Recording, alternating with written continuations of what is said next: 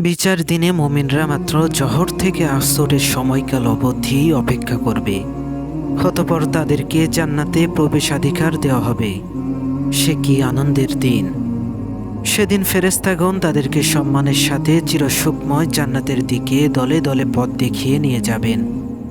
কত কষ্ট ভোগা ও দেখার পর জান্নাতের দরজায় পৌঁছবে। তখন ফেরেশতাগণ তাদের সালাম এবং স্বাগত জানাবেন। মহান আল্লাহ সুবহানাল্লাহু তাআলা বলেন, ওয়াসিকাল্লাযীনা ইত্তাকাউ রাব্বাহুম ইলাল জান্নাতি যুমারা। যারা তাদের প্রতিপালককে ভয় করত তাদেরকে দলে দলে জান্নাতের দিকে নিয়ে যাওয়া হবে। যখন তারা জান্নাতের নিকট উপস্থিত হবে এবং জান্নাতের দরজা খুলে দেওয়া হবে এবং তার রক্ষীরা তাদেরকে বলবে, তোমাদের প্রতি সালাম, শান্তি।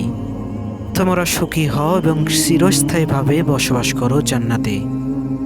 এই জান্নাত হলো সেই মুমিনদের পুরস্কার যাদের বিশ্বাস ও কথা কর্ম শুদ্ধ ছিল, যাদের অন্তর ছিল নির্মল, কথা ছিল উত্তম এবং কর্ম ছিল সৎ। তবে জান্নাতে পৌঁছানোর আগে কিছু কষ্ট স্বীকার অবশ্যই করতে হবে। জান্নাতে যাওয়ার আগে জাহান্নামের উপর দিয়ে স্থাপিত পুল আছে। সেই পুল পার হয়ে যেতে হবে জান্নাতে। পুল পার হওয়ার আগে মুমিনদের আপসের দেনা পাওনার পরিশোধ নেওয়ার ব্যবস্থা করা হবে। জান্নাত প্রবেশের জন্য আমাদের শেষ নবী আল্লাহর দরবারে সুপারিশ করবেন। রাসূল সাল্লাল্লাহু আলাইহি সাল্লাম বলেছেন, বরকতময় মহান আল্লাহ তাআলা কিয়ামতের দিন সকল মানুষকে একত্রিত করবেন। অতঃপর মুমিনগণ উঠে দাঁড়াবে, এমনকি জান্নাতও তাদের নিকটবর্তী হয়ে দেওয়া হবে। জান্নাতও তাদের নিকটবর্তী করে দেওয়া হবে, যার কারণে তাদের জান্নাতে যাওয়ার ইচ্ছা প্রবল বেড়ে যাবে। সুতরাং তারা আদম আলাইহিস সালামের নিকট আসবে। অতঃপর তারা বলবে, হে আমার পিতা, আমাদের জন্য আল্লাহর কাছে জান্নাত খুলে দেওয়ার আবেদন করুন। তখন নবী আদম আলাইহিস সালাম বলবেন, তোমরা কি জানো না যে একমাত্র তোমাদের পিতার ভুলেই তোমাদেরকে জান্নাত থেকে বহিষ্কার করেছে? সুতরাং আমি কাজের যোগ্য নই। তোমরা আমার ছেলে ইব্রাহিম আলাইহিস সালামের নিকট যাও। নবী সাল্লাল্লাহু আলাইহি সাল্লাম বললেন, অতঃপর তারা ইব্রাহিম আলাইহিস সালামের নিকট যাবে। নবী ইব্রাহিম আলাইহিস সালাম বলবেন, এর উপযুক্ত আমি নই। আমি আল্লাহর খলিল ছিলাম বটে, কিন্তু এত উচ্চ মর্যাদার অধিকারী আমি নই। তোমরা মুসা আলাইহিস সালামের নিকট যাও, যার সঙ্গে আল্লাহ তাআলা সরাসরি কথা বলেছেন। ফলে তারা সবাই মুসা আলাইহিস সালামের নিকট যাবে। তখন মুসা আলাইহিস সালাম বলবেন, আমি এর যোগ্য নই। তোমরা চলে যাও হযরতে ঈসা আলাইহিস সালামের নিকট।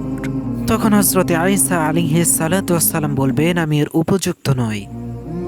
তখন তারা বলবে, তাহলে আমাদের এই সুপারিশ কে করে দিবে? আমাদের সুপারিশ করে দেওয়ার মতো কি কেউ নাই? তাদের এমন দিশেহারা দেখে হযরত ঈসা আলাইহিস সালাম বলবেন, একটি মাত্র পথ তোমাদের কাছে রয়েছে। তোমরা চলে যাও শেষ নবী হযরত মুহাম্মদ সাল্লাল্লাহু আলাইহি সাল্লামের নিকট। তখন তারা হযরত মুহাম্মদ সাল্লাল্লাহু আলাইহি সাল্লামের নিকট আসবেন। হযরত মুহাম্মদ সাল্লাল্লাহু আলাইহি সাল্লামের নিকট এসে তারা সবকিছুই খুলে বলবেন।